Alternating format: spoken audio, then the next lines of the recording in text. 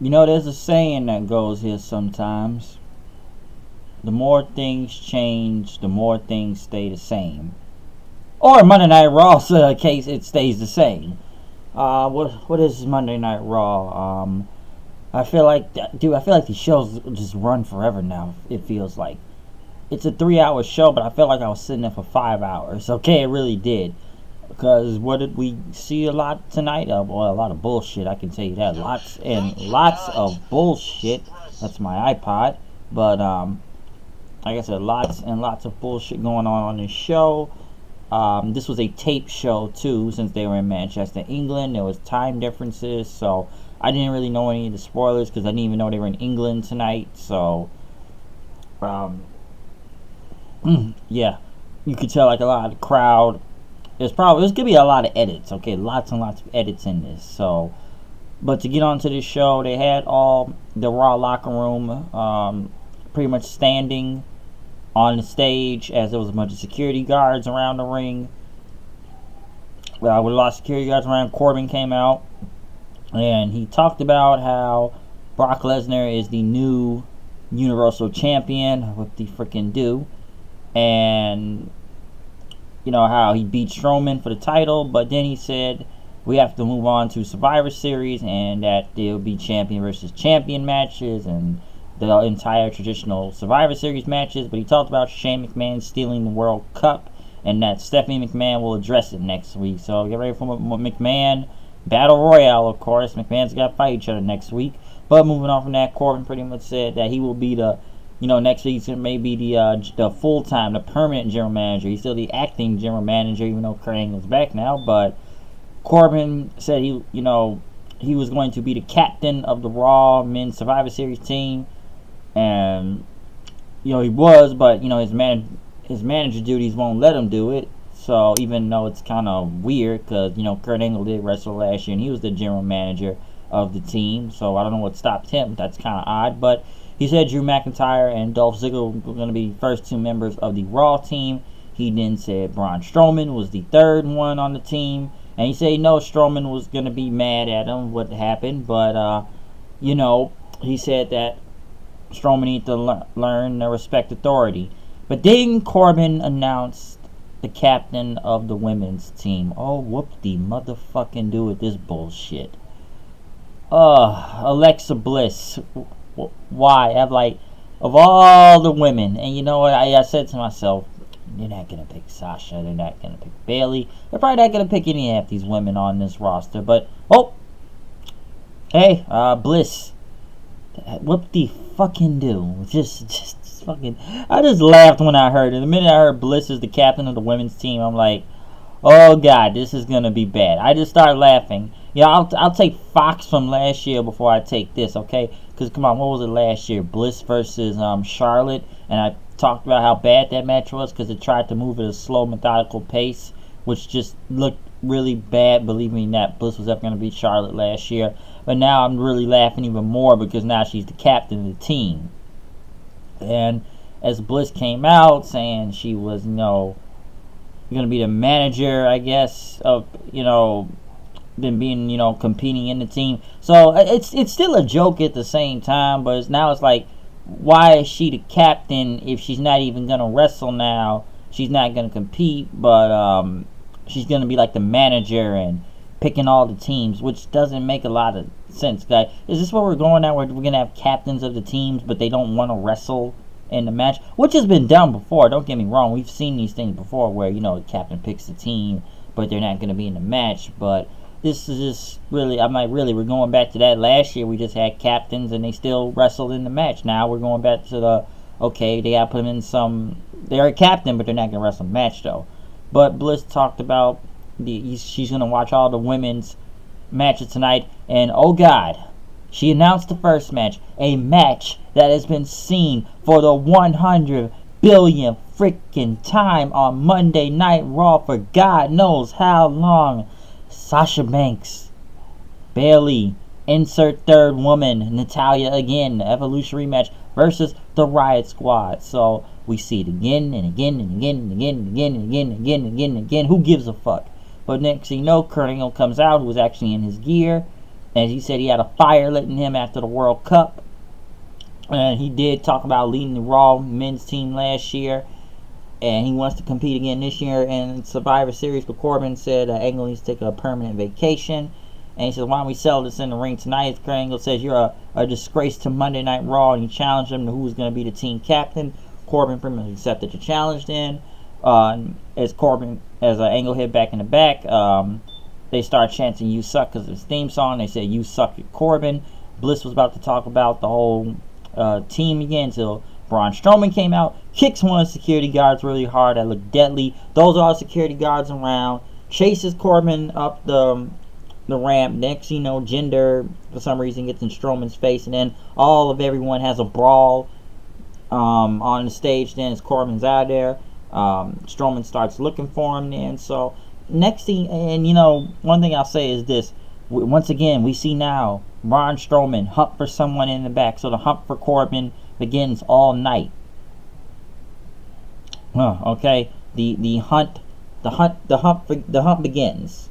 It begins, folks. It really does begin. I feel like I've seen these things with Braun Strowman many times. Dude, I feel like I've seen this maybe 6 or 7 times now. With someone screws Braun Strowman will hunt them for the entire night until he gets them at the end of the show. Because it's like, whoever he's chasing, they're going to be running all night from Braun Strowman. But sooner or later, he's going to catch him, and now the hunt begins tonight. 6-woman tag again for the 100 millionth time. But they talked about how Natalya's going to wear her father's sunglasses to the ring with her. As a sentimental thing, which you kind of knew this whole thing was coming into the end.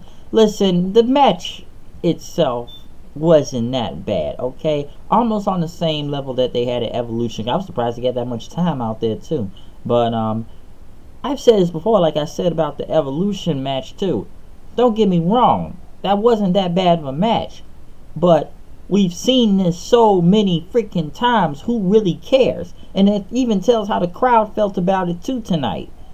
Because they almost went on, almost 20 minutes out there. And, Natalya puts the sharpshooter in, but Ruby Riot's holding the glasses, breaks the glasses, and Natalya comes out crying, and, Banks and Bayley got to hold her in because of what happened to the glasses.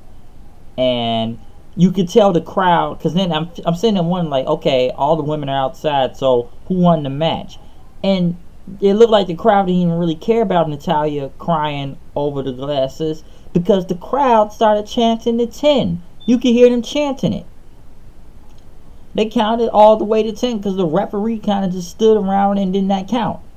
Okay? The ref stood around and did not count. Just stood there. So pretty much I'm sitting there like, so wasn't this to determine who was going to become on Survivor Series team for the women? I think Bliss said earlier, if I'm not mistaken, now it's a no contest after he did a 20-minute match, because now we're trying to, I don't know, it's going to be Natalya versus Ruby Riott feud now, because she broke, allegedly, I should say, Jim Neidhart's glasses, her father's glasses, which, it wasn't, but the crowd didn't even care. They cared about counting to 10, then they cared about Natalya crying over the glasses. And then again, how is anyone going to really care if you've seen a match so many times? It's like, I've seen it so many times, why should I really care about this match? So, just whatever. They even showed Strowman, hunting for Corbin in a bathroom. Jinder Mahal, oh God, versus Apollo Crews. Who cares? Which there's only one Singh brother out there. Who cares?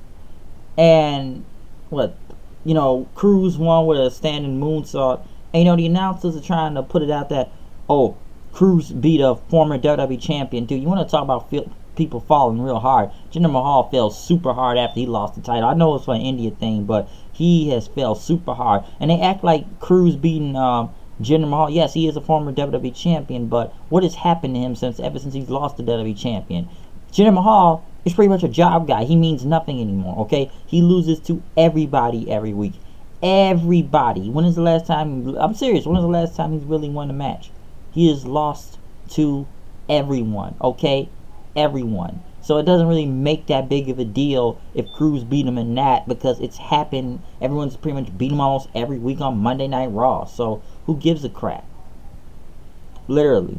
Seth Rollins came out with the tag team titles and the Intercontinental title. As he talked about, he planned on coming out with that and the trophy, but everything didn't go out well, the crown jewel. But then he talked about how Corbin helped Lesnar win the Universal title, and he says a slap in the face for everything Roman Reigns did to take that title away from Lesnar. And, everything's going through right now. And now, just, you say, with the title back on him, it makes him sick. And it's slapped to the face for everybody in the locker room in here, which is kind of true, to be honest. And he would tell us to Lesnar's face, but, Brock is not here, which he'll be here next week because he's not going to show up in England, I guess. He didn't talk about Dean Ambrose. And he said, I can't defend both titles on my own and stuff, but Corbin was on some screen somewhere. And he says, you could defend the titles right now against Authors of Pain. They go to commercial, which they come back with the match already in progress. This wasn't really bad, to be honest.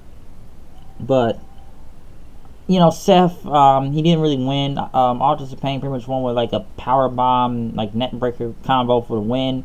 Like Seth fought valiantly out there, but listen, Authors of Pain, yeah, they're the new tag team champions. Which, come on, like they were gonna move the titles off of Seth honestly soon enough, but this felt very uneventful. Okay, it's like, come on, the crowd, and I know this is a taped crowd and everything, but I don't feel like the crowd even cared if Authors of Pain won. It's just like, okay, they got the tag titles, whatever. And it's not like, Dean Ambrose interfered to make Seth lose the belts or anything, but it's like, okay, they won. It's just like, it was just kind of whatever, I guess. Some say it protected Rollins, since he did have a lot of offense on the Authors of Pain, and, he fought valiantly to him, but this was literally no fanfare for this, okay? It's just like, okay, we're going to put him against Seth Rollins. There you go, they win, new tag team champions. Boom, boom, boom. It's almost like, who really cares? And now when you look at the tag team division right now, who's really going to beat the Authors of Pain now? Because the entire tag team division is a joke when you look at it, okay? Revival, they're dead. Super dead. They lost to the Lucha House Party last week. And now they said, they had a video thing when they're saying the Revival's going to send the Lucha House Party back to 205 next week. Lucha House Party, they just got there. Like I said, Revival are dead. B-Team is just a joke.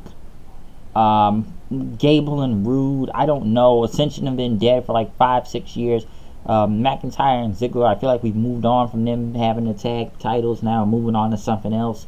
So who's really going to beat the Authors of Pain now? Because the tag team division really sucks. It really does. And this didn't really do that much. Which, yeah, they need to get the belt off Seth, both of the belts off of him, the tag titles, and moving on to something else. Which will probably be a tag team versus tag team title thing at Survivor Series, because we got to put the Raw versus SmackDown champions. But like I said, Authors of Pain, they didn't really have any type of fanfare after this, and the crowd didn't even react that much. It's like, hey, they lost, they got the titles, whatever. Dean Ambrose then came through the crowd, which is, it's funny to me, they keep chanting "you sold out" at Dean Ambrose, and I'm sitting there wondering, who did he sell out to? I said this last week when they chanted this at him. Who or what did Dean Ambrose sell out to? Himself? I don't get it. Like, why they keep chanting "you sold out"? Who did he sell out to? I really want to know that. It's not like he sold out to I don't know, some type of authority or some group or something. He just turned on him. So who did he sell out to? And he asked Rollins, "You want to know why? What I did?" Seth tried to say, "Why'd you do it?" Ambrose said, "The dirty deeds." Pretty much moving on, and Seth was able to walk out of there then and everything, but walked out of there and stuff. But I just didn't understand why they keep chanting "you sold out" him. But the Dean Seth thing continues, but the whole Authors of Pain just didn't really have a lot going on. Dolph Ziggler, no, not Dolph Ziggler, but I think Caruso was interviewing Corbin in the back, as I guess Caruso gave away Corbin's location, since they were in some boiler room somewhere to act like it was some studio or everything, as Corbin said he's not afraid of him. And after which literally, this was crazy to me, as Caruso pretty much literally gave away Corbin's location, Literally 5 seconds later, Strowman catches up like he had some super hearing or something. Corbin runs and, he beats up all the more security guys. The chase continues. Dolph Ziggler came out then as, he said he's the best in the world, not Shane McMahon. And, he works more than anyone else, and it's a conspiracy or something going on. Elias then sang a song.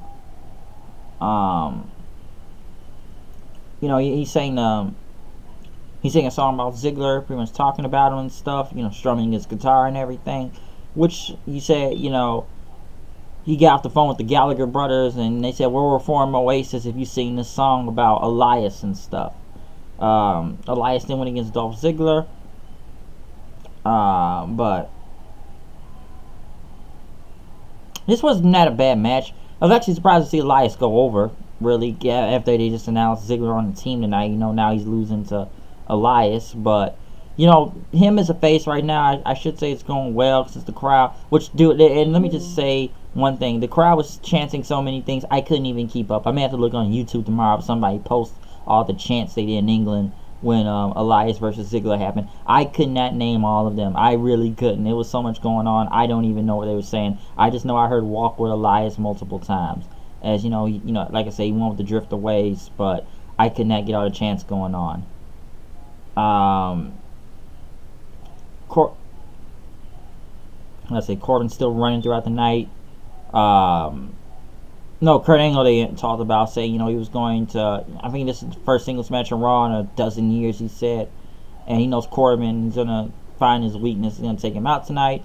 Ronda Rousey came out then as people chanting her name, and she talked about how Becky said she's going to rip her arm off. And, Rousey called it cute and everything. That's adorable. But as she started to talk, there was a big Becky Lynch chant, which the crowd did try to edit it, of course. I meant, WWE tried to edit it. If you look at the video package, and maybe that video package, but the clip they show, of course, they're going to try to insert boos during Becky's promo last week. Because, like I said before, and they want to do this, Becky is the big heel, and Ronda is the face here. But Ronda pretty much talked about that, you have your fans, and you deliver the performance of a lifetime at Evolution and everything, and you have my respect. But don't mistake her respect for weakness and everything. And she likes Becky Lynch's new attitude and stuff. But you're going to need a lot more than that to beat her, she says. That Rousey says she's a natural born killer and everything. And, that wakes her up every morning to be the best athlete of all time. And she told, Becky to bring it because, while you were, I realized that while you were being woke up by your mom, my mom was trying to break my arms coming up and everything. While you were in clown college, I was fighting in strike force. While you were a stewardess on a plane, which that story is actually true. I believe she was a stewardess, I believe, coming back into wrestling last time I heard. I think that story is actually true. I was being the top UFC women's champion and everything. And you better bring everything if you want to beat me. And this, I thought, was a good line. Roz said, no, Lynch, you say you're the man? I'm the baddest bitch on the planet. Drops the mic, walks off. Well, was about to walk off till Nia Jax came out, which I feel like just kind of ruined the whole thing in a way.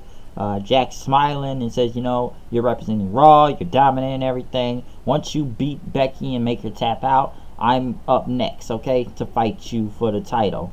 Nia Jax versus Ember Moon. Dude, I've seen more and more rematches every week on Raw. Rematch on every week on Monday Night Raw. So many rematches. But, which really surprises me, this is insanity to me, which they kept talking about, oh, this is for Survivor Series spot, but I guess it's not now, but, what? Jax beat Moon clean? Clean! Clean! Let me say that. Clean. And, like I said, this was like, 5 minutes out there. They got to make Nia Jax look strong, which I don't understand Nia Jax at this point anyways. But, I don't know, I felt like the crowd was really kind of quiet throughout this match anyways.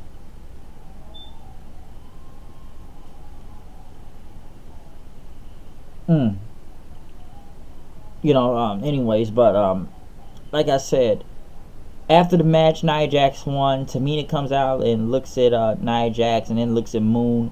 Tamina then pretty much hit Moon with a Samoa drop and put her in a Boston Crab. As you know, Jax said, turn her over, and she keeps hitting multiple elbows on her. How many times has Nia Jax turned heel? I really want to know, because I feel like I've seen more of a face heel thing from Nia Jax almost every other week, or for many weeks I've seen now. It's like 1 minute she's face, 1 minute she's heel, 1 minute she's face. Is she like the new Big Show? I'm starting to wonder that. Is she Big Show now? Someone inform me. Is she the new Big Show?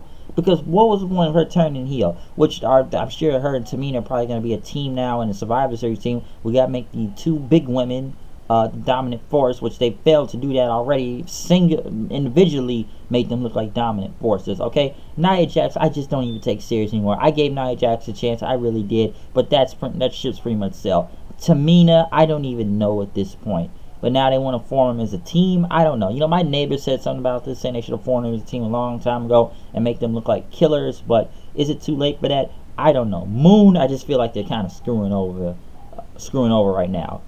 Finn Balor was going to promo on Bobby Lashley, and you know that Lashley's powerful, but he's going to take him out tonight. Bobby Lashley and Leo Rush came out as Rush talked about the big man and everything, and talked about his pose, which was his glutes. This is the weird thing about Rush's promo.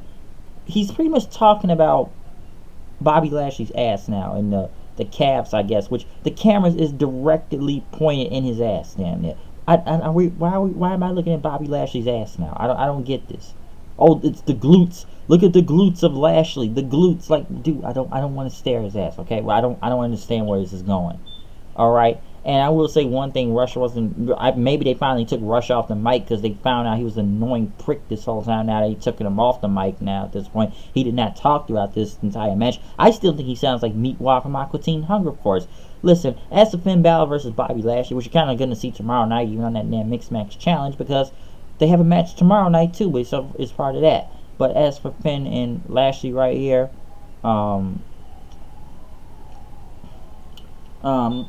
like I said, Lashley and Finn right here, this wasn't really bad.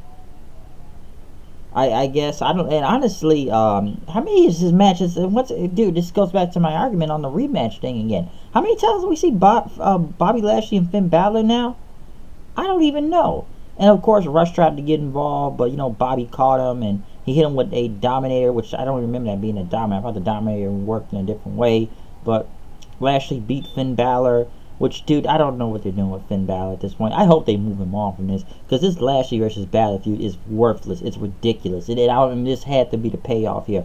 All it is just sticking Finn Balor back in these, you know, big man, little man thing. Lashley's big, Finn Balor's little. I've seen him, like I said before, I've seen him way too many times with Balor, and I have no idea what they're doing at this point. I don't even know. Damn near burying the guy out there. Bobby Lashley, I wish he would have stayed in Impact, because at least he was doing way better than over there than having Rush out here being Meatwad with the Lashley name. But at least they took the live microphone from him, because, dude, and I like Leo Rush in the ring, but that dude is channel changing okay? He makes you mute the TV or turn the channel when he talks during the match. Lashley, and it gets heat, but it's just that channel changing heat. It's go away heat in there. It really is. And you know, then they had McIntyre come out and square up with Lashley like he was going to do something, but Lashley had left the ring, and then he pretty much took Balor out with a Claymore kick. So beat up Balor again. Kurt Angle went against Drew McIntyre, which may have probably been the best thing of the show, because I know people already kind of crapped on Kurt Angle already for his match what happened on Friday, which even I've said it myself. I thought the guy looked really slow. I thought he looked a little bit more better here tonight against McIntyre. Listen, I've seen these two face each other in the past. Not in WWE, but dude, I literally saw them fight nearly like a year or two ago. I've seen them go against each other in TNA at least like 3-4 different times, and those guys will put on some badass matches over there. Some very badass matches, but I don't know what a year changes and everything, or maybe that's just the WWE style they have Kurt do when in the ring, because you look at their matches like literally like a year, like probably the year 2017, early 2017 and 2016, I think it was. Yeah, it was 2016. Yeah, those guys were killing it, Angle and Galloway or McIntyre or whatever you want to call them. But you know, after that Claymore kick, McIntyre started toying with Kurt, saying like, look at me, you're an embarrassment to yourself and your family.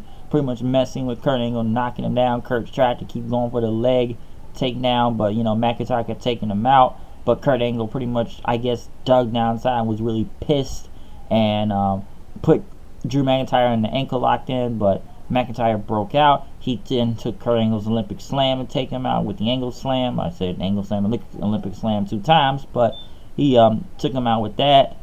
And then he put Angle in an ankle lock, making him tap out to his own finisher, which they say he humiliated him as Kurt Angle was trying to stand and, you know, look defeated. Which, from a storytelling standpoint, that was actually really good out there. The match was just kind of, you know, good. I guess, they were really pushing McIntyre more, which I do believe he will be next for the title. Hopefully, I'm not sure, but we will see, because I believe they have killed Strowman to the point now where I don't even know.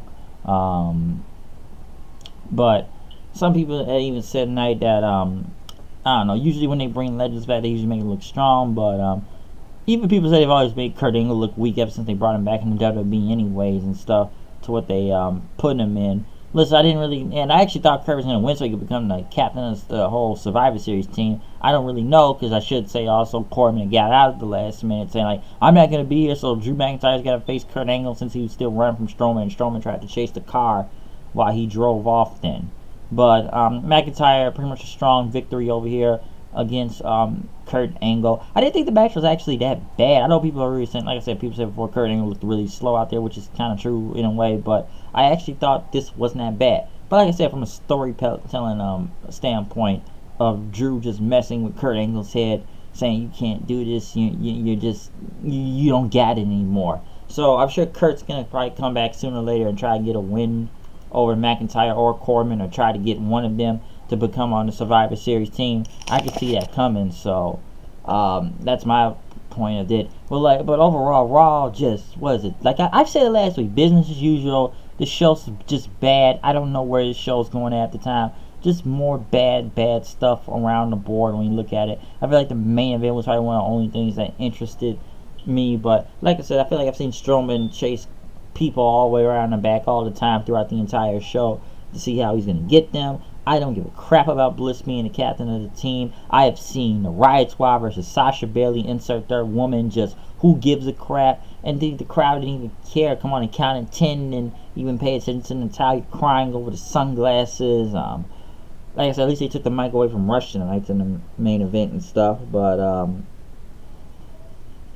like I said, Alpha Pain winning titles, which was really logical and kind of saw it coming, but just literally no fanfare and really nothing going on with them. Just kind of nothing when I look at it. So, yeah. But is there anything I'm really forgetting? Nah, because like I said, a lot of the show was just kind of worthless or meaningless. And I thought the Rousey promo was good too. I will say that. The Rousey promo was getting pretty good. Nia Jax turning heel for whatever time. I don't care. I just don't. I don't really care. Or this big super woman team now they're trying to come up with Jax and Tamina. I don't know. But like I said, overall, Raw was just bad. Okay, other than probably the main event, in a way, like I said, from a storytelling standpoint, Raw was just the shits. Okay, it really was. I don't know where all the crowd chanting through England tonight. England's usually a big crowd, but even people say they probably edited a lot of stuff where they were chanting tonight. And I would be surprised if they did edit it. Okay, because I know they would do some stuff like this. But like I said, this is my review of Monday Night Raw. I will see you guys later. Peace, comment, subscribe. Check out my Crown Jewel review if you want to have a good laugh, or my Impact Wrestling review, or any other past reviews and stuff. But I am out of here. I will see you guys later. Peace, because this show was just the shits. I swear it was the shits out there. But I guess I'm due. I'll see you guys later. Peace, comment, subscribe, and I don't know, follow me on Twitter at HoodedKnight890. Peace out.